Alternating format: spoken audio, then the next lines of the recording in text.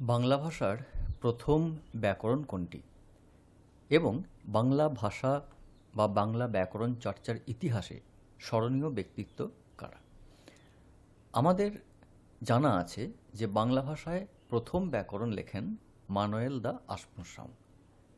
মূলত তার এই ব্যাকরণ বইটি পর্তুগিজ বাংলা ভাষার একটি শব্দকোষ, যেটি 1743 খ্রিস্টাব্দে প্রকাশিত হচ্ছে। এরপর ইংরেজিতে লেখা বাংলা ভাষার প্রথম ব্যাকরণ লেখা হচ্ছে a grammar of the Bengal language 1778 খ্রিস্টাব্দে। লিখছেন কে? হ্যালহেড সাহেব, যার পুরো নাম ন্যাথানিয়েল ব্র্যাসি হ্যালহেড। আমরা এই বইটি নিয়ে আজকে দু চার কথা বলবো। আসলে বইটি দেখার পর বেশ কিছু চমকপ্রদ জিনিস দেখলাম, যেটা দেখে আমার মনে হলো যে তোমাদের সঙ্গেও শেয়ার করি। আমরা সেই সময়কার যে বর্ণ সংস্থাপন পদ্ধতি বা স্বরবর্ণ ব্যঞ্জনবর্ণের রূপ কেমন ছিল, সেই সঙ্গে সেই সময়কার যে সংখ্যা পদ্ধতি, সেই সময়কার যে বিভিন্ন পরিমাপক একক, সেগুলো সম্পর্কে কিন্তু হ্যালহেড সাহেব খুব সুন্দরভাবে এখানে তুলে ধরেছেন। তো আমরা এই বইটি সম্পর্কে একটু দেখে নিই। তার আগে একটি কথা বলবো যে হ্যালহেড সাহেব যখন এই ব্যাকরণ লিখছেন, বিশেষ করে আমি বলবো যে যখন প্রকাশিত হচ্ছে তার আগে পর্যন্ত ইউরোপীয়রা মনে করত যে ভারতবর্ষে একটি ভাষা প্রচলিত আছে এবং সেটি হচ্ছে মুরদের ভাষা। হ্যালহেড সাহেব তার এই গ্রন্থের ভূমিকাতে তা কিন্তু উল্লেখ করেছেন। আপনারা এই জায়গাটা দেখলে বুঝতে পারবেন। এই জায়গাতে মুহূর্তের কথা, অর্থাৎ ইউরোপীয়রা মনে করত যে ভারত মধ্যপ্রাচ্যেরই একটি দেশ এবং তাদের একটি ভাষা মুর, এবং তাদের লিপি ডান থেকে বাঁ দিকে লেখা হতো। হ্যালহেড সাহেব সেই ধারণা যে ভ্রান্ত, তা তার এই গ্রন্থের মধ্যে উল্লেখ করে দেখিয়ে দিয়েছেন। সেই সঙ্গে তিনি এটাও দেখিয়েছিলেন যে বাংলা হচ্ছে স্বতন্ত্র একটা ভাষা, এবং এই ভূমিকাতে তিনি বেঙ্গলিজ বা ডায়ালেক্ট অফ বেঙ্গল এই ধরনের শব্দ তিনি ব্যবহার করেছেন। অর্থাৎ বাংলা যে স্বতন্ত্র ভাষা, কোনো একেবারে ওই মানে ইউরোপীয়দের যে ধারণা, সেটাকে ভুল প্রমাণ করে দিয়ে তিনি এখানে কিন্তু দেখিয়েছেন। এবারে আমরা তার গ্রন্থের যে অধ্যায়, সেটা নিয়ে একটু বলে দিই। তার এই ব্যাকরণ গ্রন্থে মোট 8টি অধ্যায় আছে। চ্যাপ্টার 1, 2 দেখুন এখানে তার মানে কি কি বিষয়, সেগুলো সম্পর্কেও তিনি এখানে উল্লেখ করেছেন, কোন অধ্যায়ে তিনি কি আলোচনা করেছেন। তো প্রথম অধ্যায়ে যেমন বিভিন্ন বর্ণ, ধ্বনি, এগুলো নিয়ে যেমন আলোচনা করেছেন, তেমনি দ্বিতীয় অধ্যায়ে রূপতত্ত্ব বিষয়ে বলেছেন, তারপর সর্বনাম বিষয়ে বলেছেন, ক্রিয়াপদ, সংখ্যা নিয়ে বলেছেন, সিনট্যাক্স নিয়ে বলেছেন, এবং কিছু তিনি ছন্দ নিয়েও আলোচনা করেছেন। তো আমরা যদি প্রথম অধ্যায়টি দেখি, প্রথম অধ্যায়ে তিনি বাংলার যে বর্ণগুলি, সেগুলো তোমাদের দেখলেও বেশ ভালো লাগবে। তো এখানে তোমরা দেখতে পাবে যে এই বর্ণগুলিকে তিনি বলে দিচ্ছেন যে Bengal alphabet like that of the সংস্কৃত, অর্থাৎ সংস্কৃত অনুসরণে। তবে এখানে অ, আ, ই ইত্যাদি যা উল্লেখ করা রয়েছে, যা লেখা রয়েছে, বিশেষ করে আমি বলবো লি এর দুটো রূপ, রি এর দুটো রূপ, সবথেকে মজা সেই সময়কার অনুসারটা কীভাবে লেখা হতো। দেখো অনুসারটা কীভাবে লেখা হতো, এগুলো তো রয়েছে। এবার এর পাশাপাশি ব্যঞ্জন রয়েছে। ব্যঞ্জন বর্ণগুলো কিভাবে কি লেখা হতো সেগুলো দেখো এখানে। বাংলার যে হরফ সেটা তার পাশে কিন্তু ইংরেজিতে কীরকম উচ্চারণ হবে সেটাও কিন্তু লেখা রয়েছে। তো আমি একটু আস্তে আস্তে তোমাদের দেখাচ্ছি, তোমরা দেখো হ্যালের ব্যাকরণে কিভাবে বর্ণগুলো লেখা হয়েছে। আচ্ছা, রটাকে খেয়াল করো। হ্যাঁ, রটা দেখো, আমরা যেটাকে বলি পেট কাটা, বয়ের পেট কাটা রয়েছে এখানে, যেটা আমরা অসমীয়া ভাষায় দেখি। আচ্ছা, এছাড়া কয়ে মূর্ধন্য ষ দেখো সে সময় ক্ষ হিসেবে কিন্তু রয়েছে। এখানে দেখো যুক্ত যুক্ত ব্যঞ্জনগুলো কীভাবে রয়েছে। বিশেষত ক্লিটা দেখো কয়ের নিচে লি দেওয়া রয়েছে। হ্যাঁ, এরকমভাবে এগুলো বেশ মানে বর্তমান দিনে অনেক পরিবর্তন হয়েছে, ঠিক আছে। তো একেবারে সূচনার দিকে কীভাবে কী রয়েছে দেখো, এখানে একটা উদাহরণ রয়েছে। এই যে পরাজয় বানানটা দেখো। একটু কাছে নিয়ে এসে দেখাচ্ছি। এই যে পরাজয় দেখো, বয়ের পেট কেটে দেওয়া হয়েছে। হ্যাঁ, পরীক্ষিতের বানানটা দেখো র।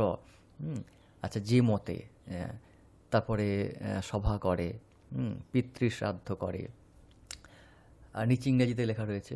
হ্যাঁ, এই যে সোমদত্ত বলে যদি হই নাকি পাবান হইলা, এটা লটাকে ওইভাবে লেখা হতো, এক নিবেদন আমি করি তোর স্থান। তো এখানে উদাহরণ খুব সুন্দরভাবে, মূলত তিনি কাশিদাসী, মহাভারত, কীর্তিবাসী রামায়ণ, ভারতচন্দ্র, এখান থেকে উদাহরণ কিন্তু তিনি দিয়েছেন। তো পড়লে খারাপ লাগবে না। আচ্ছা, দ্বিতীয় চ্যাপ্টারে তিনি লিঙ্গ, কারক এগুলো নিয়ে আলোচনা করেছেন। তো দেখো এখানে লিঙ্গ, যে পুংলিঙ্গ, পুং শব্দটা যে লেখা হয়েছে, হ্যাঁ, অনুসারটাকে দেখো, যেটা ওইখানে আমরা বর্ণ সময় দেখলাম। আচ্ছা, এই যে রাজহংসী, তো এরকমভাবে লেখা হয়েছে। তিনি লিঙ্গ বা জেন্ডার এগুলো নিয়ে, আচ্ছা এই যে কেস, কারক সম্পর্কে তিনি আলোচনা করেছেন। আমি ধীরে ধীরে দেখানোর চেষ্টা করছি যাতে তোমাদের সুবিধা হয়। তোমরা বইটি পেলে দেখে নিতে পারো, কারণ প্রথম মানে ইংরেজিতে লেখা প্রথম বাংলা ব্যাকরণ হিসেবে বইটি কেমন ছিল, হ্যালেট সাহেব কীভাবে লিখেছেন, একজন বিদেশির পক্ষে এইভাবে বাংলা ব্যাকরণকে লেখা, সেটা যে উদ্দেশ্যেই হোক না কেন, এটা প্রশংসার দাবি রাখে। তো আমার বেশ ভালো লেগেছে, আমি সে কারণে মনে করলাম যে তোমাদের সঙ্গে এটাকে শেয়ার করি। কারকের আলোচনা, তবে সংস্কৃত কেন্দ্রিক। সংস্কৃত থেকেই তিনি উদ্বুদ্ধ হয়েছেন এবং সংস্কৃত পণ্ডিতদেরকে তিনি অত্যন্ত শ্রদ্ধা করতেন। আচ্ছা, এখানে দেখো বচন নিয়ে বলা হয়েছে, আমি, আমরা, আমার দিগের, আমাতে, আমার দিগেতে, এরকম করে তিনি সিঙ্গুলার, প্লুরাল তিনি আলোচনা করেছেন। তোমার দিগের, তোমারে, তোমার দিগেরে। হ্যাঁ, তবে সবথেকে মজার যেটা আমি বলবো যে ষষ্ঠ চ্যাপ্টারটা আমার বেশ ভালো লেগেছে, দেখাচ্ছি। তোমরা একটু দেখো, এই জায়গাগুলো দেখে নাও। আচ্ছা, দেখো ষষ্ঠ চ্যাপ্টারে তিনি বিভিন্ন নাম্বার নিয়ে তিনি দেখিয়েছেন। দেখো দেখো লেখা রয়েছে বেঙ্গলিজ, ওপরে হেডিং রয়েছে, তারপর সংস্কৃত, আর পাশে ইংরেজি রয়েছে 1, 2, 3, এমনি করে করে কিন্তু একেবারে তিনি 100 পর্যন্ত চলে গেছেন। এই যে দেখো 9, 91, অর্থাৎ 90, 91 ইত্যাদি আর কি। তো এই করতে করতে 100 পর্যন্ত চলে গেছে। তারপরে আমরা যে মানে পয়লা বলি, হ্যাঁ, প্রথম, সংস্কৃতে প্রথম, তো এখানে কি একাঙি, পয়লা, হ্যাঁ, দোসরা, তেসরা, এমনি করে করে একেবারে এই দেখো। আচ্ছা, এটা হচ্ছে যে 1, 10, 100, এইরকম যে সংখ্যাগুলো আমরা ব্যবহার করি, 100, 1000 ইংরেজিতে, এমনি করে তো আমরা কোটি পর্যন্ত মোটামুটি জানি। তারপরে দেখো আরও কিন্তু অনেক রয়েছে, অর্বুদ, মহা অর্বুদ, পদ্ম, মহাপদ্ম, এমনি করে করে করে করে একেবারে চলে যাচ্ছে মহা অক্ষৌহিনী, একদম মানে শেষ, যেটা হচ্ছে 1000 ট্রিলিয়নস। হ্যাঁ, মানে কতদূর পর্যন্ত তিনি এটাকে তুলে ধরেছেন। তো এই জায়গাটা বেশ ভালো লাগে। আচ্ছা, এই যে বিভিন্ন অ্যাকাউন্ট সেকশনে যে বিভিন্ন এককগুলো, হ্যাঁ, দেখো সিকি, পোয়া, আধা, আধিনি, হ্যাঁ, দেড়, সওয়া, এইরকম অনেক বিষয়কে তিনি এখানে তুলে ধরেছেন। এছাড়া আরও আছে যেগুলো এখন আর ব্যবহার হয় না, হারিয়ে গেছে। হুম, এবং অনেক উদাহরণও আছে, আমি তোমাদের দেখাচ্ছি। দেখো কড়ি, হ্যাঁ, কড়ির ব্যবহারটা তোমরা শুনেছো, কিন্তু এখন তো আর কড়ির ব্যবহারটা নেই। আচ্ছা, এই দেখো পোয়া, ছটাক, রতি, তোলা, হ্যাঁ, আচ্ছা, মশা, টাকা। টাকা তো এখন ব্যবহার করছি আমরা। আচ্ছা, মশা রয়েছে, তোলা রয়েছে। হুম, খুব সুন্দরভাবে এগুলোকে তিনি তুলে ধরেছেন। আনাতে আচ্ছা, দেখো কড়ি, কড়িকে কীভাবে লেখা হতো, তার পাশাপাশি তিনি মানে ১ কড়ি, ২ কড়ি এমনি করে করে ৪ কড়িতে হচ্ছে একটা গন্ডা। এই গন্ডা থেকে এবার আসছে কাঁচা, পাকা, আধানা ইত্যাদি। এমনি করে করে পর একেবারে সেই টাকা, টাকাতে কীভাবে পরিণত হচ্ছে সেটাকে পর তিনি দেখিয়েছেন। খুব সুন্দরভাবে কিন্তু তুলে ধরেছেন, বেশ ভালো লেগেছে। বইটা দেখে বেশ ভালো লাগলো। বলছি তোমাদের কোন বই, তোমরা কোথায় পাবে। আচ্ছা, তারপরে দেখো এখানে ওজন, হ্যাঁ, রতি, মশা, হ্যাঁ, তোলা। মশা, তোলা এগুলো কি আর এখন ব্যবহার হয়? তোমরা কমেন্টে জানিও যদি কেউ শুনে থাকো। আচ্ছা, ছটাক, পোয়া এগুলো তো আমরা জানি। পোয়ার ব্যবহারটা যেমন আমরা ছোটোবেলায় দেখেছি, বা অনেকেই হয়তো জানে। দেখো এখানে উদাহরণ রয়েছে ৩ কাউন ৪.৫ পণ, ২ টাকা ৭.৫ আনা। আনার ব্যবহার তো এখন আর নেই। ৪ আনা দিয়ে আমরা ছোটোবেলায় আইসক্রিম খেয়েছি। তোমরা কেউ আনা ব্যবহার করেছো? জানিও কমেন্টে। আচ্ছা, ১ টাকা ৫ আনা, ১ কড়া, দেখো মুঠ, হাত, ক্রোশ ইত্যাদি। এই যে এককের ব্যবহারগুলো, এগুলো কিন্তু এখন আর পাওয়া যায় না। যাই হোক, স্মার্ট লাইফ এখন। তো এই ছিল, আমার মনে হলো যে এগুলো তোমাদের সঙ্গে একটু শেয়ার করি, আমার দেখে ভালো লাগলো বলে। তো এটি হ্যালেড সাহেবের লেখা, ইংরেজিতে বাংলা ভাষার প্রথম ব্যাকরণ, a grammar of the Bengal language.